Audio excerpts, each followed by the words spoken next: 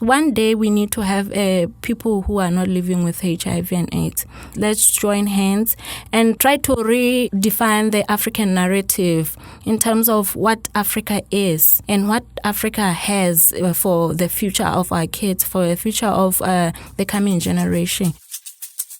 Yes, we can, sure we can change the world. Welcome to the YALI Voices Podcast, your home for sharing the best stories from amazing young leaders who are a part of the Young African Leaders Initiative Network. Be sure to subscribe to the YALI Voices Podcast and visit yali.state.gov to stay up to date on all things YALI. In Lesotho, the HIV infection rate is at nearly 1/4 of the population. The country has the second highest prevalence of HIV infection in the world. YALI Network member and 2017 Mandela Washington Fellow, Ntsali Khesa, is working hard to do something about that. My name is Ntsali Khesa. I come from Lesotho. I'm a counselor by profession. I've been involved in the world of HIV for the past 10 years. As an outreach counselor at the Baylor College of Medicine's HIV Pediatric Clinic in Mazuru, she spends her days educating people about HIV and AIDS, taking the message of knowing your status, getting treatment, and engaging in habits that she hopes will someday create future generations free of the disease. We begin our conversation with Ntsali describing her work and the importance of seeking treatment and living healthy while living with HIV. I started as a counselor in the field of HIV, as a counselor, as in doing a lot of sessions with clients. But currently, I'm now involved in the outreach programs where I am involved with helping establish all the problems that our clients are having in terms of HIV programs and the barriers that they are having. But the bottom line is I'm not the one who identifies the clients who have issues. There are some other people who in the clinic who help me, who refer clients to me, and then I get to visit their houses and try to establish what are the root causes for them not adhering to their treatment. But again, we want to also assure people to remain healthy while they are living with HIV in their lives. So that's another part where we need to be critically bearing in mind that people living with HIV and AIDS need to be cared for, need to be appreciated, and they need to access the services easily in regardless of where are their locations. As a counselor, it is very much important to help people understand that they can easily access the HIV programs or health services nearby.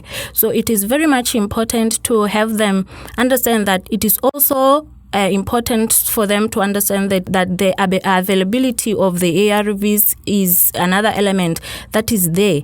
As a counselor, we help our clients to accept the HIV and AIDS status. It's not my platform to tell them that they need to accept that status, but we help them understand that living with HIV is not the end of the world, and they need to be seeing alive in a positive way. It is so much important that living with HIV and AIDS is not the end of the world. And from where I come from, we deal with pediatric HIV care. That means we deal with children, and children are the big part of the world, and we need to nurture and make them feel more welcome in all spheres of life. So as a counselor, we usually try to encourage that all children, starting from the age of 5, they know about the HIV status. How do we do that? We do that through play therapy, and then with play, kids connect very well and they understand the concepts very easily. We use a lot of elements that consist of art, that consist of cartoons, color. Play therapy is another element that really triggers a good element in a child. So doing that, again, we need to have a caregiver who's very much understanding and who's very much supportive to the child. So while doing the process of disclosing or having the child understand their HIV/AIDS status, we do that with the caregiver. And it's so much important for the caregivers to understand that they need to be supportive to their children. In 2015, Lesotho became the first country in sub-Saharan Africa to implement the World Health Organization's test and treat guidelines for HIV. The recommendation from the WHO removes all limitations on eligibility for antiretroviral therapy, or ART, among people living with HIV, with all populations and age groups being eligible for treatment. It's a program that Ntsali really believes in. Later, she talks about how she reaches out to people in her community, house by house, door to door, and then shares the unique ways she engages with adolescents in the fight to stem the disease. So in the world of HIV and AIDS, like I said, there's this issue or the guideline which was launched in 2016 by our government, which is test and treat, whereby we test everybody and then we make sure that they know their status on time and we put them on treatment. What does that mean? That means everybody who is tested and diagnosed with HIV and AIDS are eligible to be on HIV treatment. And that is one guideline which I personally like so much, because that means one day we'll have a population of people who are not living with HIV and AIDS. There is another thing which I really like about this test and treat element. Test and treat element makes people understand who they are, and it really makes people to be open about what is happening in terms of their stigma and discrimination. Because as counselors, it is our role to make sure that we give proper adherence counseling to clients who qualify for HIV or ART treatment. So that means we are not forcing, we're just helping those who qualify for their treatment to understand the important issues or elements along with their treatment. We try to go to each and every house. The way we do this, we try first to meet with the chief from that village or community and try to mobilize and get the consent through the chief, and then he will have all the community members come and then do a public gathering, and then we'll tell them that we're going to come to your village at a certain date, and then we're going to be offering this services that include HIV screening, that include we also do some element of nutrition elements, because in our sector we have a nutritionist. So in line with the element of mortality rate, again, since we are working with kids, we also make sure that we incorporate the issue of nutritional talks in each and everything that we talk about in the villages or in the communities. So with adolescents, again, the adolescents are very much sensitive to deal with. We have issues of having them to adhere well in their treatment, and then they are back at home. They are there's an issue of poverty. There's an issue of their caregivers not having work, unemployment. Such issues. Having them as an adolescent or I might want to say as young adults, they kind of being transitioned to being and joining the phase of being an adult. So again, that also is another element that puts them from them adhering very well in their medicines, if those elements are there in life. Or you'd want to understand that if there's no one who's really supportive in their life, they might end up losing hope in their lives. And then as counselors, we usually incorporate the issue of disclosure in each and every sphere of life for people who are living with HIV and AIDS. This is because if a person is fully disclosed and has no fear around other people or other challenges that might be facing them, that means this person can go anywhere in life. So that is another element that we try to make sure that our adolescents are fully disclosed and they understand that they need to tell or they need to be open about their status. Because in other words, this is another phase where they transit to tertiary lives, and then they meet a lot of new people, and then try to imagine if they are not fully disclosed, who will remind them while their caregivers are not there, and at that time they will be with their friends. So it's so much important for people or adolescents. I want to talk about adolescents because that is where my field is. I deal with adolescents a lot.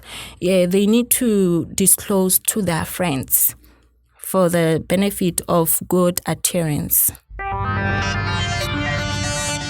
We usually do the radio shows. I am involved with the national radio programs, most of them in Lesotho, where we take some of our adolescents who are free and open-minded to talk about their status on radio or on public, and then we make sure that they are the ones who runs the show, not like me now talking. So they are the ones who do a lot of talk and try to raise awareness around issues of HIV and AIDS. And again, we try to mix them, like in the cases of some who had a very rough patch of adhering very well in their treatment versus the ones who made it happen, like they had all the support from their parents, they had support from friends and so on. So we try to mix them and then come with them in the radio shows, and then they start telling their stories about how they managed to pull through, how they managed to overcome all the challenges that were there in their lives. Another thing that we do is like I said, we do a lot of outreach. We go around the villages, and then in the villages, sometimes like I said, we do door-to-door campaign, and then we do a lot of testing, and then we get people who test HIV positive or sometimes HIV negative. And if they're HIV negative, we try to encourage positive behavior and try to understand the element of prevention and how to stay HIV negative.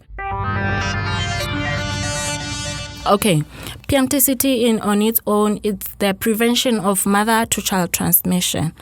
This is, in short, it means we prevent the HIV for being transmitted to the baby. So that means any HIV positive woman who's pregnant will need to be started on treatment so that the virus that is in her body will not be transmitted to the baby. And again, they need to understand that they need to adhere very, very well so that one day their kids or their infants will not be HIV positive. PMTCT is really good, doing a very good, giving out positive results in terms of where I work.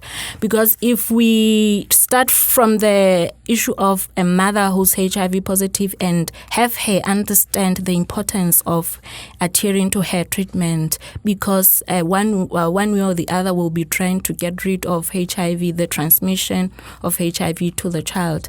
Then if they take that treatment very well, that means they end up having kids who are, or are infants who are HIV negative. And I've been seeing that happening in a lot of women's life back in Lesotho. And it's another element which I want to say through the World Health Organization and my government, that's another initiative that I think it's really happening, because most of women are really doing a very good job in terms of women who are positive and pregnant in terms of taking their treatment. So with those initiatives, I really want to think or say in the next 10 years, we'll be heading somewhere where there's light. And then with a lot of health workers being doing their work very well, that means if they get to the communities and raise the issue of HIV awareness and raise the issue of people who are on treatment, adhering well in their treatment, that means one day we'll be having a zero HIV population. And that will be a very good dream for one to have. We end our conversation with Ntsali by asking her what YALI Network members should be doing to educate their communities and help stop the spread of HIV. We need to stand up and make awareness of HIV and AIDS. Yes, some people have moved some few steps ahead, but we need to join them. We need to sing the same song and make people aware that the HIV is still there. HIV, some people do understand that HIV element is existing, But again, there's this element, there's this monster called stigma and discrimination. Some people are already fully disclosed. They know the HIV status.